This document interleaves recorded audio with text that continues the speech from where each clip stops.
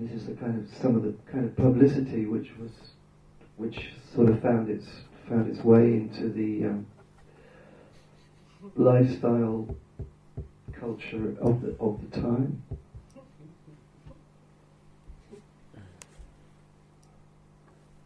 This is another performance by a guy who seems to have disappeared now. Very difficult to contact him. Adrian Scheer, not Scheisser, Scheer. And he actually studied here. He did a BA here at Goldsmiths, and did this piece in the toilet. You could only really see through the spy holes, which were all over the door. Which were all over the door and everything like that.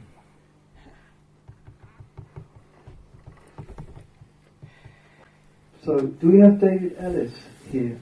Has David entered the space yet?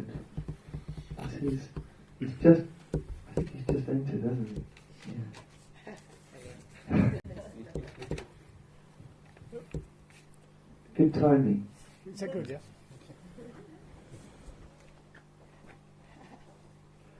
So we could go on with this and talk about life live and all that kind of stuff, but I think it's good to go into more of the last kind of stuff we did, but I think we'll open it up to another performer now. I always love this picture. This is David Trigley, and he did this cover. He just phoned me up and said, what do you want to represent the institution of rot? And I said, I've got a black cat. And he said, yeah, okay, I'll do a drawing of a black cat then. It's right up there on the left-hand side. Really funny, because we're still here, but we're here now talking about something which is somehow continuing, but if you look at all these other spaces, they've all disappeared now. So, we're on the map, thanks to Hans Ulrich Obrist, who claimed he came to the house, but I know he never did. Maybe he did in some other sense or form. So the Black Cat and the Tracy Emin Museum, wow. Okay, I'm gonna have a little switch over, and then we're gonna hand over to David. I've got to do the audio for this. So, are you happy with the radio mic as it is? Yes. Unless people can. Yes. Otherwise, I could talk because I'm okay with talking.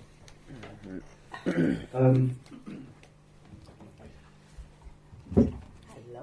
Okay. No. No, I'm not going to do that. Thank you, Richard. Really, I don't need that. I might even risk getting a little bit close because I'm known for that. And what can I do? Please do. First off, I want to be very, very. It's got my 15-minute moments, and be very clear about this. That I have worked with Richard before, and I'm always very, very pleased when I'm invited to do so in some way. And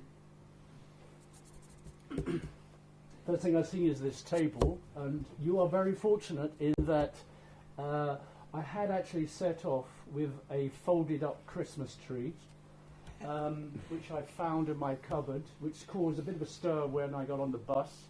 Somehow there was something about kind of Christmas, what to do with this cardboard box of the Christmas tree. The reason I had brought this, was going to bring this Christmas tree, is quite often before I go off in a performance, I, like a lot of people, entangle myself in the props and stuff, because it's part of what I do. And the Christmas tree does have a context in this little sort of assemblage of fragments of notes that I've kind of responded to a television program, which I found 2 or 3 nights ago in the archives. It's mid-1950s original program on This Is Your Life.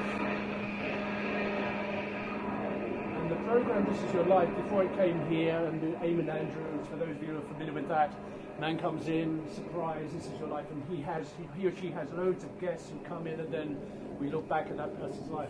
But there was this extraordinary piece of footage of This Is Your Life in the United States, American program, where the co-pilot, not the pilot, of the plane Enola Gay that dropped the atomic bomb on Hiroshima. And the co-pilot emerges from behind a curtain. Actually, there's a silhouette of him, rather like this silhouette, looking a bit troubled, as he might well be. But there's a silhouette of him, and it's been sponsored quite heavily by a sort of the kind of Brill Creamy thing. That's not so important. But the program's 1 hour long, and there are many guests. The actual the key person, if you like, is a Japanese survivor, a survivor of the Hiroshima slaughter. And he is receiving various guests. One of the guests was the co-pilot of the plane Enola Gay. It's just amazing. And I couldn't help but respond to this right now.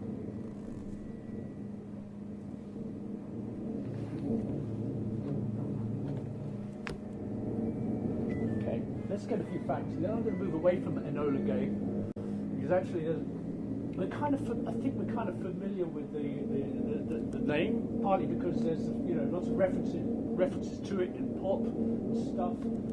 Very briefly, the pilot Colonel Tibbett, named the plane after his mother. Nice. Naming. I don't know when. No one now has that name. Enola Gay. It's off the books. There are a few in history, I guess, and this is one of them.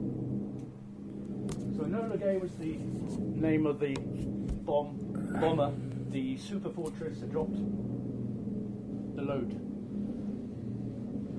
I'm going to shift to the other plane that was tailing Enola. A lot of people don't know about this. The second plane was named as, designated as, Necessary Evil. Second plane.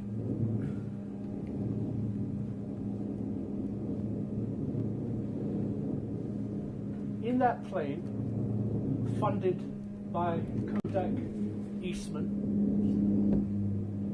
were something like 15 or so photographers filming people carrying new technology, Kodachrome, being experimented on up there. First time. What many of us here would have seen, the black and white images were in fact classified until the 1980s. These were black and white photographs were classified by the military because they were so shocked at what they saw that the American, no, not just American, it was censored and don't show them the colours. Don't show the Kodachromic colours. Pinks, purples, red, diabolic, demonic colours that when you look at these photographs, there'll be people out on the streets who normally wouldn't be on the streets. And they're beautiful. Sublime. I have a bit of a fancy for bomb tests. It's what I watch. I have to admit it. I like this. I like to look at a good bomb blast in the Nevada desert. What can I do? We all have our pornography. Some of the people in the plane, Necessary Evil, had their little sort of thrill as well, because there's only a few images, in fact, about of these this particular plane. Most people don't even talk about it. But if you look at the windows, there's one or two photographs when they came down. There's a lot of thrill to be had watching a car crash. Imagine even better. Where there's no people involved in it. These were early days. It's never happened before. Chewing gum, lots of chewing gum apparently up there. You know, looking through the window with lots of lenses, lots of stuff. plus Polaroid glasses that still were being developed. They're all up there. Eastman, Kodak, Polaroid. They're all up there. It's like the 8 Mile High sex club. This is the kind of voyeurs club up there, taking slaps. I'm going to read some transcripts. One little bit of a transcript here. Sometimes you need other people just to. I'm not going to add anything to this facial. And this was from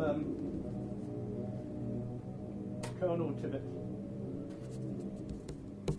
He did his act around the States. The whole sky lit up in the prettiest. I'm not going to do the American accent. The whole sky lit up in the prettiest blues and pinks. Yes, blues and pinks. Never seen in my life before. But then there was the taste, like mercury, in my mouth during the detonation. That taste also. The oddest thing, that taste, that taste, and those reds, all mixed up. And then, well, I took it. I took the turn. The full 159 degrees and fast. I briefed the crew earlier, during the pep-up, before we went. I wouldn't be looking back. Yes. Prettiest blue and pinks. It looked like a folded Christmas tree.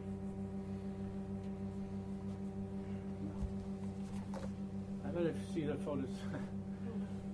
The mushroom cloud came later. No one had described it as a mushroom cloud. The prime witness, and for some people the prime suspect, though he was acting, so I'm not going to do this man, that's too easy. He described it as like a Christmas tree.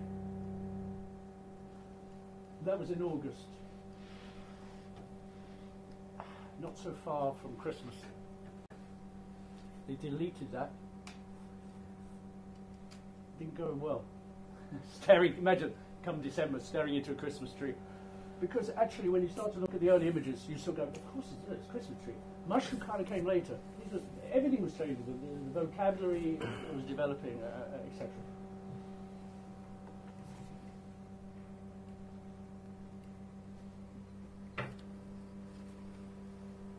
I can't conclude this because they're just notes. It's just a response. But I will go back to, very briefly, that image, which I can't completely get rid of, is this rather beautiful, stunningly beautiful. I like a bit of a bomber. Again, it's to do with the metal, the shape. I'm an inescapably 1950s kind of person.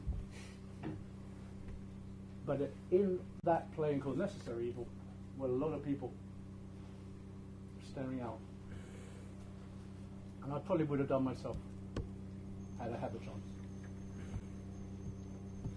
Richard, thank you so much. And thank you very much for inviting me.